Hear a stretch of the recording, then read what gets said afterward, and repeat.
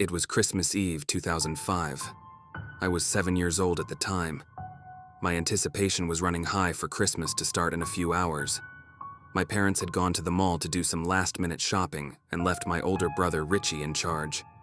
I was alone downstairs in the living room, watching a Charlie Brown Christmas special on TV. He was upstairs in his bedroom listening to music. Looking back, my parents probably shouldn't have trusted him to keep an eye on me. I was sitting on the couch in front of the TV when I saw a flash of a big guy in a floppy red hat pass by the living room window. Suddenly he stops, backs up, and peers in at me. He's dressed in a cheap Santa suit, complete with a fake white beard. He was even carrying a large sack slung over his shoulder. He gazes at me for an uncomfortably long time. His eyes, a sickly yellow, held dark, heavy bags under them. His cheeks looked hollow and gaunt, not exactly the big jolly Saint Nick you see on TV. Rather than projecting a feeling of joy and happiness, I was feeling really unsettled and just creeped out. Some part of me thought it was Santa dropping off my presents, and another part thought this seemed weird. Like you don't want to believe a guy looking like this was Santa, but at the same time, I couldn't wait for my presents. He gestures towards the front door, implying I should open it up for him. For some reason, I got up and walked over there. I think I still wanted to believe this was Santa. I opened the door but left the screen door closed, which was how my parents had taught me. Now, there's just a screen door separating me from Santa. "Hello there, little boy, Merry Christmas," he says in a deep but soft voice. "And what's your name?" he asks, as though I was sitting on his lap at Santa's workshop in the mall. "Arnold," I say. I kinda thought he should have already known my name. After all, he's here to hand out my presents, right? "Well, I've heard you've been a good boy this year," he says. "I sure have, Santa," I remember saying. He gives me this big grin filled with yellow, discolored teeth as he reaches into his sack and pulls out a wrapped present. He holds it out before me as if to say, "Come and get it." While the temptation crossed my mind for a split second, I didn't open the screen door. My parents drilled stranger danger into my head with such repetition, I didn't even trust Santa Claus anymore. "Come on, open up and get your present," he says. "I've got something special for you." While I'd like to say I didn't hesitate, it did take me a beat or two before I came to enough sense to ask my brother. Turning my head slightly towards the stairs, I shouted at the top of my lungs, "Richie, Santa's at the door!" The moment my brother's name left my lips, I could see a flash of panic in Santa's eyes. He steps back immediately, turns, and walks quickly away. I watch him as he jumps into a van that sat idling at the curb. I closed and locked the door and looked out the living room window as the van disappeared down the street. I then turned and ran upstairs to my brother's room. The music playing so loud, he hadn't heard a thing. When my parents got home, I told them Santa stopped by for a visit. I remember them grinning and chuckling as though I was making the whole thing up. A few days after Christmas, a news story broke about an 8-year-old boy in our town who went missing from his house. His parents had left him alone for just 10 minutes while they ran to the store. The circumstances of his disappearance sounded eerily familiar. They never found that boy.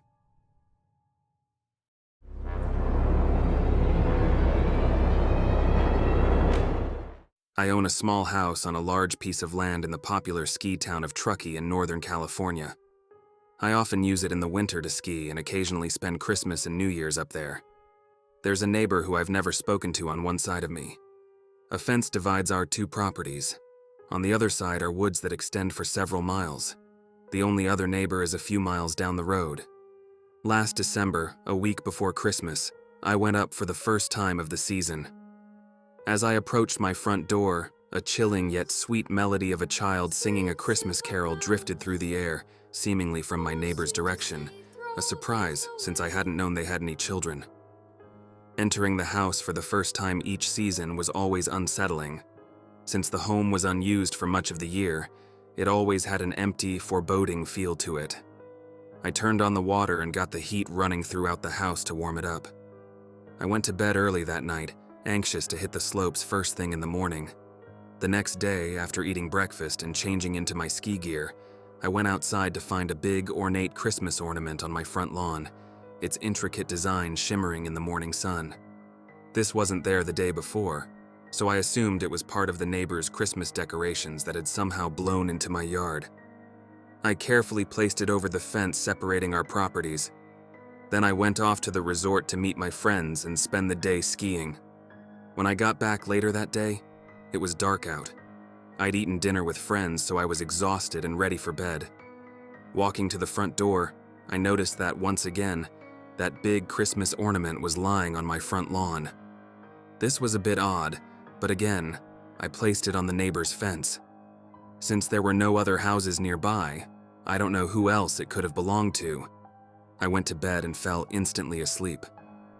I woke up a few hours later to the sounds of a young boy singing a Christmas carol from outside. But it was like 2 in the morning, which made no sense. I went to look out the window but couldn't see anybody out there, the singing having now stopped.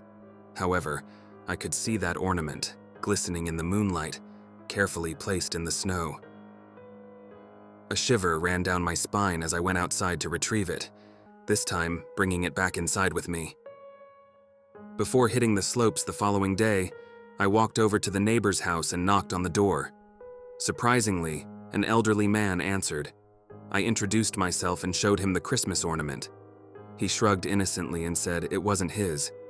I asked him about the Christmas carols I heard last night, and he looked at me with a puzzled expression on his face. He told me there were no kids around here. I got the chills again. I thanked him and went back to my house. I left the ornament in my living room, drove back up the mountain, and spent another day skiing with my friends. When I returned to the house that night, I was utterly exhausted and ready to go home the next day. I threw all my stuff on the couch, figuring I'd pack up in the morning. I crashed on the bed as my whole body was sore, and I fell asleep instantly. Sometime later, I woke up to a soft, haunting melody of a Christmas carol filling the air. I jumped out of bed and ran to the window to look around. There was that ornament lying gently in the snow. I ran to the living room and literally tore the place upside down looking for it. I was positive that's where I'd left it, but it wasn't there now. Suddenly, a feeling like I wasn't alone came over me. In a panic, I turned on every light in the house as I packed all my gear into my bag so I'd be ready to go at a moment's notice. I made sure all the doors and windows were locked, and they were, so nothing was making sense. Then, as I peered out the window, there was a heart-stopping sight. A figure, small and childlike, standing motionless in the snow, his gaze seemingly fixed on my window. I ducked down and closed the blinds. I then went around and closed all the blinds to every window in the house. Baffled, I crawled back into bed under the covers and tried to ignore it. Eventually, I fell back to sleep from exhaustion. I woke up the following day, skipped breakfast, packed the car, and sped out of there, the Christmas ornament still on my front lawn. I now rent the place out for the holidays.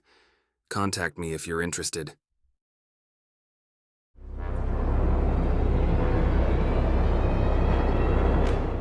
Christmas with my girlfriend Jessie's family was supposed to take our relationship to the next level. Turns out those levels don't all go to sane places. We'd only been dating for a couple of months, but Jessie seemed to think it was serious enough for her parents to invite the two of us to their house for Christmas. We'd be staying several nights as we lived in Iowa and they lived one state north in Minnesota. Jessie came from a small family, so it would be just the two of us, her brother, and her parents. The house, nestled on a secluded property, was stunning, a picture-perfect winter lodge. As Jessie and I got out of my car, her parents came out onto the porch to greet us. My first impressions of them were they seemed friendly, if not a little weird. Her dad didn't smile, but he shook my hand, patted me on the back, and said it was great to meet me. Her mother hugged me, showing a lot more emotion. Still, something about the way she greeted me with this frozen smile left me feeling vaguely uneasy. Their house was as beautiful inside as it was on the outside. It had a wooden lodge-type atmosphere that made it feel instantly cozy, completely erasing the weirdness of their greetings. We dropped our bags in the upstairs guest bedroom and then sat with her parents in the living room making small talk. which once again was uncomfortable, like they'd taken a class on chit-chat and were trying to remember the lesson. I was relieved when her brother Tommy got home from work a short while later. He had to be more like his sister, but it turns out this apple fell closer to the tree. He came across as a really socially awkward guy, a fact he doubled down on with his bowl haircut and polo shirt buttoned all the way up to his neck. We ate dinner, which fluctuated between the expected awkwardness and flashes of the completely normal. Maybe they were finally warming up to the stranger in their house. But after dinner, while we watched a Christmas movie in the living room, I felt Tommy's eyes lingering on me for uncomfortably long stretches. I tried not to make eye contact, but at one point, I finally looked back at him. We locked eyes for several seconds. He gave me the most judgmental stare I'd ever seen, making me only more uncomfortable before he turned back to the TV. Jessie was awesome, but leveling up in this relationship was going to require wading through a lot of the bizarre. After the movie, I was relieved to be alone with just Jessie again as we went upstairs to the guest room. It had an attached bathroom, which Jessie used first, leaving her phone on the nightstand beside the bed. I was lounging on the covers, trying to de-stress from the dinner and movie, when I noticed she got a text from her mom. Feeling a bit nosy and curious to see if her mom was as awkward with her daughter as she was with guests, I leaned over to read it. It was not at all what I was expecting. And suddenly, the night took an even more bizarre turn. It was one line, chillingly cryptic. "Do you think he suspects anything yet?" Unfortunately, the phone was locked, so I couldn't read what was said before that. My mind spun with possibilities, none of them pleasant.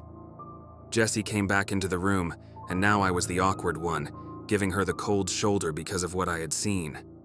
She seemed to notice, but didn't say anything. She was texting on her phone for a bit before turning off the light and going to sleep. For me, sleep was impossible.